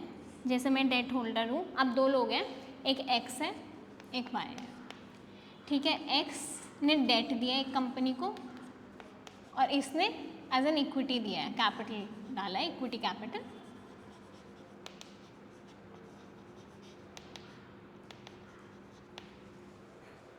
ठीक है, तो एक रेट चल रहा था मार्केट में, cost of debt was 10% and cost of equity was 20%, ठीक है। तो एक मैनेजेबल लेवल तक कॉस्ट ऑफ डेट वो उठाते जाते, जैसे इंक्रीज होता रहा डेट में, तो वही रेट चलता रहा इक्विटी का भी, इक्विटी वाले भी वही मांग रहे हैं, डेट वाले भी जितना कांस्टेंट चल रहा था उतना कांस्टेंट चल रहा है। बट एक लेवल के बाद जब डेट बढ़ जाता है, जब एक सब्सटेंशियल अमाउंट ऑफ डेट आप रेज करने लग जाती है फर्म, तो कॉस्ट ऑफ इक्विटी वाले तो ज़्यादा मांगते ही मांगते हैं रेट, क्योंकि फाइनेंशियल रिस्क बढ़ गया है, उनको तो अब ज़्यादा रेट चाहिए ही चाहिए। प्लस में डेट होल्डर्स को भी अब ज़्यादा रेट ऑफ इंटरेस्ट चाहिए। ऐसा क्यों होता है, क्योंकि मुझे भी तो मेरा इंटरेस्ट पेमेंट चाहिए ना। अगर कंपनी बहुत ज़्यादा डेट रेज कर लेती है और अगर उसके पास इतना प्रॉफिट ही नहीं होता है इंटरेस्ट पेमेंट का, then it will go to IBC, ठीक है, IBC court, it will become insolvent. तो उस केस में मेरा इंटरेस्ट पेमेंट भी मुझे नहीं मिलेगा। तो एक पॉइंट के बाद कॉस्ट ऑफ डेट भी इंक्रीज होने लग जाता है, कॉस्ट ऑफ इक्विटी भी इंक्रीज होने लग जाता है। तो जब तक कॉस्ट ऑफ डेट इधर कम था तब तक the overall cost of capital was reducing, ठीक है। तब इस पहले फेज में क्या हो रहा है, कांस्टेंट चल रहा है कॉस्ट ऑफ इक्विटी, कांस्टेंट चल रहा है कॉस्ट ऑफ डेट। अब कॉस्ट ऑफ डेट कम है बिकॉज कॉस्ट ऑफ इक्विटी से, तो ओवरऑल कॉस्ट ऑफ कैपिटल जो है वो कम होता जा रहा है। इस पॉइंट के बाद दोनों बहुत थोड़ा सा minutely this has started increasing and this has also started increasing. तो ये क्या होगा, ये अब यहाँ के बाद ये भी थोड़ा बढ़ने लग जाएगा, क्योंकि दोनों का अब वेटेड एवरेज भी बढ़ने लग जाएगा, ठीक है, क्योंकि दोनों इंक्रीज हो रहे हैं। और एक पॉइंट ऐसा आएगा कि beyond which the amount of debt is not sustainable, ठीक है। उस अमाउंट के बाद तो इक्विटी शेयर होल्डर्स बहुत ही ज़्यादा रेट मांगने लग जाएंगे कि भाई अब इतना तुमने सिग्निफिकेंट अमाउंट ऑफ डेट ले लिया, नाउ वी डाउट कि तुम लोग पे भी कर पाओगे या नहीं, इफ यू आर इन्वेस्टिंग तो हमें बहुत ज़्यादा रिटर्न चाहिए। सिमिलरली जैसे कि आप किसी इंसान को पैसे देते हो और आपको ऑलरेडी पता है कि उस पर भाई 10 लाख रुपए का कर्जा है, आप नहीं दोगे ना, या तो आप दोगे नहीं, आप दोगे तो ये आस्क कि आपको बहुत ज़्यादा अच्छा खासा इंटरेस्ट चाहिए उस पर, क्योंकि आप ज़्यादा रिस्क ले रहे हो कि वो दे भी पाएगा या नहीं दे पाएगा। तो इसलिए अब जो डेट होल्डर्स हैं वो भी बहुत ज़्यादा अमाउंट ऑफ इंटरेस्ट मांगने लग जाते हैं। एज अ रिजल्ट इस पॉइंट के बाद अगर आप डेट और बढ़ाते हैं तो instead of falling the weighted average cost of capital, जो ओवरऑल आपका कॉस्ट ऑफ कैपिटल है, वो गिरने की जगह बढ़ने लग जाता है, ठीक है। तो ट्रेडिशनल अप्रोच कहता है कि एक ऑप्टिमम लेवल होता है, बियॉन्ड जब तक आप डेट को इंक्रीज डालते जाते हो तो आपका ओवरऑल कॉस्ट ऑफ कैपिटल कम होता जाता है। बियॉन्ड दिस पॉइंट अगर आप डेट बढ़ाते हैं तो आपका weighted average cost of capital बढ़ जाता है, फिर वो कम नहीं होता। चाहे अभी भी देखो ये कॉस्ट ऑफ डेट जो है वो कम है कॉस्ट ऑफ इक्विटी से, right, as a source of finance. But अब इस पॉइंट के बाद अगर आप डेट उठाते हो तो आपका वेटेड एवरेज कॉस्ट कम नहीं होगा, बढ़ता चला जाएगा। तो कहते हैं कि एक ऑप्टिमल स्ट्रक्चर होता है कि इतना आपको डेट रेज करना चाहिए, उससे ज़्यादा आपको डेट नहीं लेना चाहिए, क्योंकि फिर आपका फाइनेंशियल रिस्क बहुत हाई हो जाता है। तो ये दोनों के बीच का मिड वे है, क्योंकि इनकम अप्रोच क्या बोल रहा था, ले लो भाई डेट 90%, 95%, 99%, जितना लोगे वेटेड एवरेज कॉस्ट हमेशा कम होता रहेगा और तुम्हें प्रॉफिट रहेगा। ये बोला नेट इनकम अप्रोच ने। ऑपरेटिंग ने बोला कोई फ़र्क नहीं पड़ता, चाहे डेट लो चाहे मत लो, चाहे 100% लो चाहे मत लो, कोई फ़र्क नहीं पड़ता। ये उनके बीच का मिड पाथ है, कुछ भी कॉन्स्टेंट अज्यूम नहीं करता। कहता है कि एक पॉइंट होता है जहाँ तक ना इक्विटी शेयर होल्डर्स को फ़र्क पड़ता है ना डेट शेयर होल्डर्स को, कि तुम कितना डेट ले रहे हो, उस पॉइंट तक वो सेम रहता है। लेकिन उस पॉइंट के बाद वो लोग थोड़ा इंक्रीज़ करना शुरू करते हैं और एक पॉइंट ऐसा आता है उसके बाद तो वो बहुत ज़्यादा डिमांड करते हैं, क्योंकि तुम्हारा फाइनेंशियल रिस्क बहुत ज़्यादा हो गया है, whether you will be able to pay back the interest और नॉट। ठीक है, तो यहाँ तक क्लियर है? यहाँ तक क्लियर है सबको?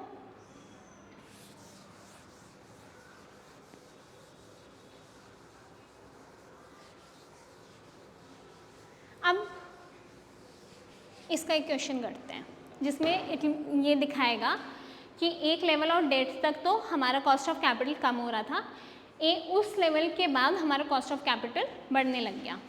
ठीक है,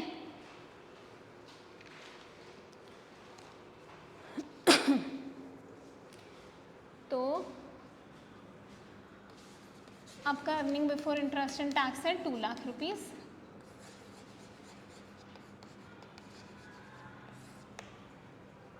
ठीक है, 3 सिनेरियो है। पहली ABC कंपनी है, ठीक है, A company is all equity, इन्होंने कोई डेट नहीं ले रखा।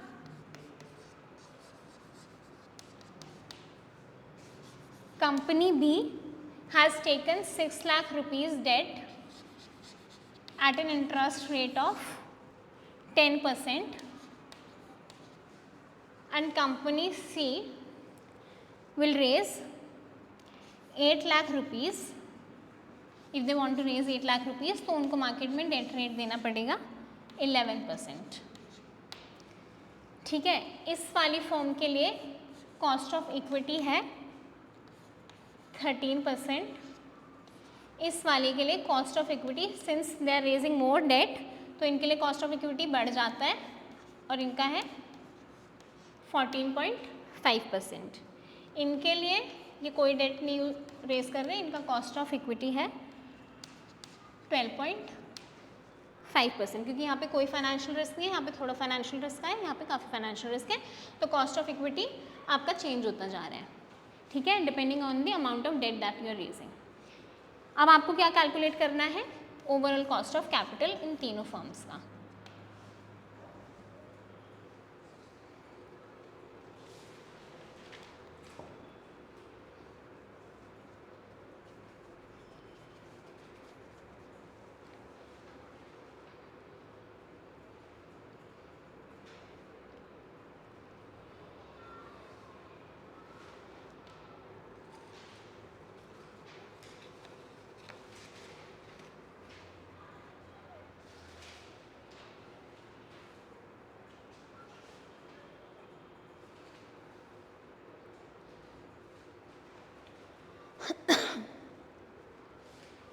करें calculate?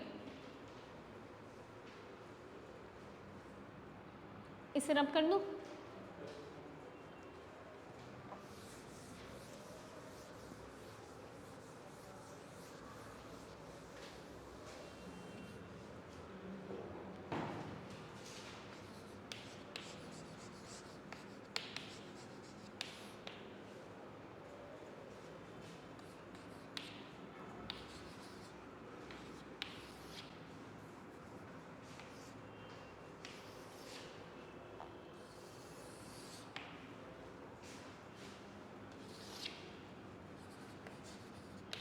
Earning before interest and tax कितना था? 2 लाख रुपीज़।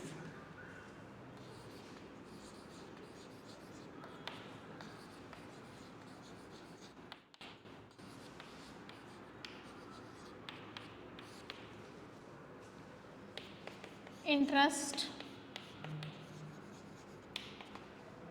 इधर तो कोई इंटरेस्ट नहीं था, इधर 6 लाख रुपए था, कितने पे? 10% पे, राइट, विच इज 60,000। इधर कितना था? 8 लाख रुपीज़ 11% पे, राइट, विच विल बी 88,000.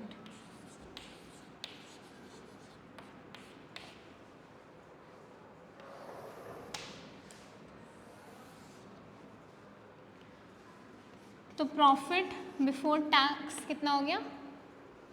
इधर तो टैक्स है ही नहीं, तो profit before tax and after tax same ही रहेगा. इधर 2 लाख रुपीज़, इधर 1,40,000 एंड इधर 1,12,000. ठीक है.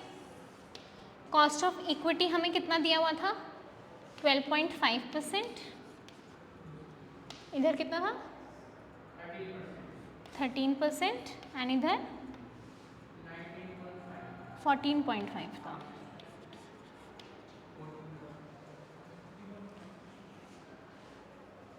तो वैल्यू ऑफ इक्विटी कितना हो जाएगा?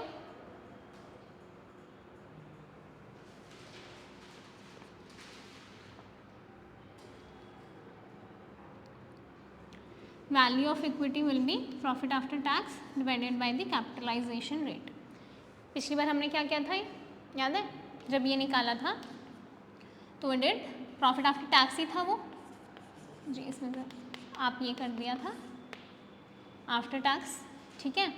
उसके बाद इधर क्या था आपका?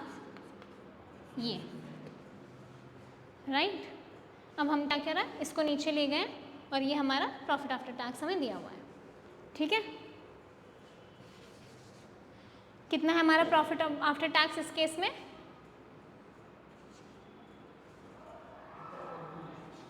2 लाख डिवाइडेड बाय कितना आएगा?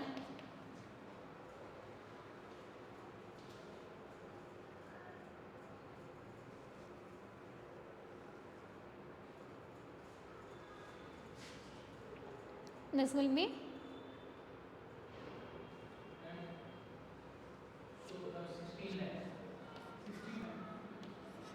16 lakh.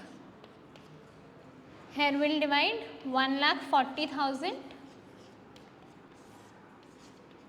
by 0.13, which will be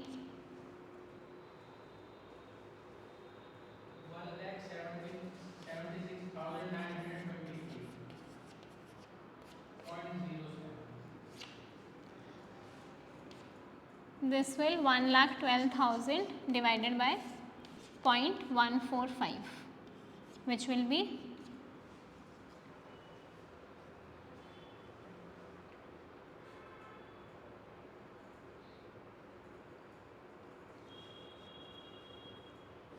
7,72,430. कितना? 7 लाख पक्का? ये 10 लाख है.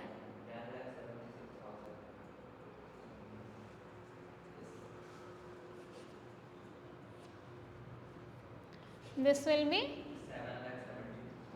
7,72,413. ठीक है. 0.7 है तो इसको 4 कर दो. ठीक है. अब वैल्यू ऑफ द फर्म निकालने के लिए क्या रह गया? डेट को ऐड करेंगे. ठीक है. अब डेट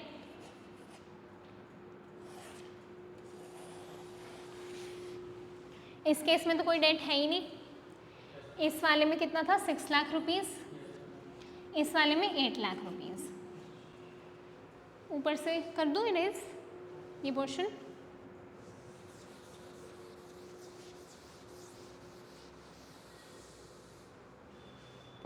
तो वैल्यू ऑफ फर्म कितना हो गया इस केस में? तो 16 लाख, क्योंकि 16 लाख प्लस 0 16 लाख. इस केस में कितना हो गया? 10,76,923 plus 6 lakh rupees, which will B 16.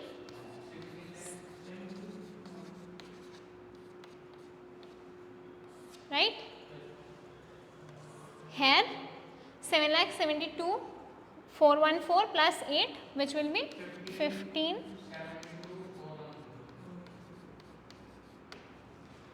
ठीक है, वैल्यू ऑफ द फर्म आ गया। अब वो कैसे निकलेगा, cost of capital, overall cost of capital.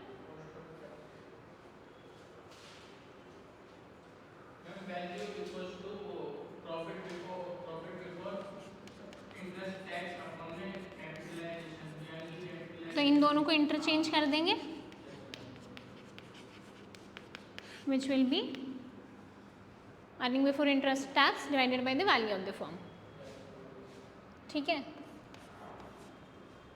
इस केस में कितना था, सब में 2 लाख था ना,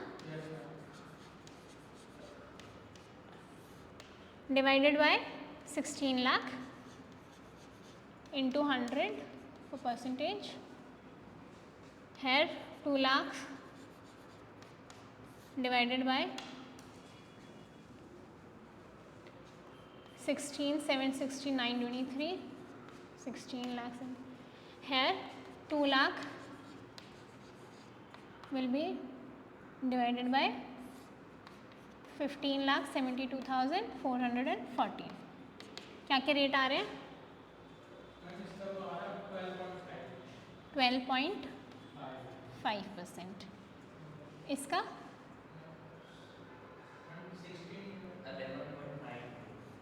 11.9, इसका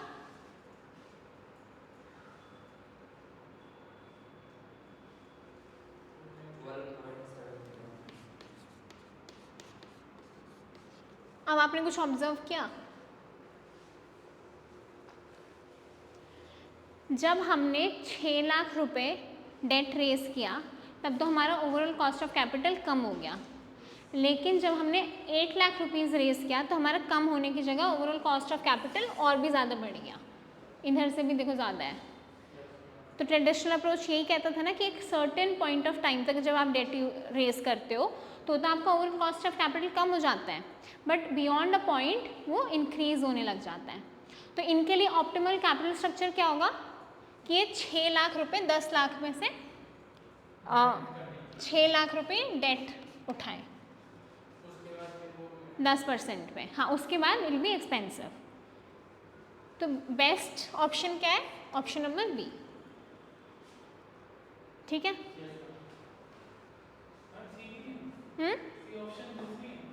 सी ऑप्शन बेस्ट नहीं है, नहीं क्यों, बेस्ट क्यों होगा,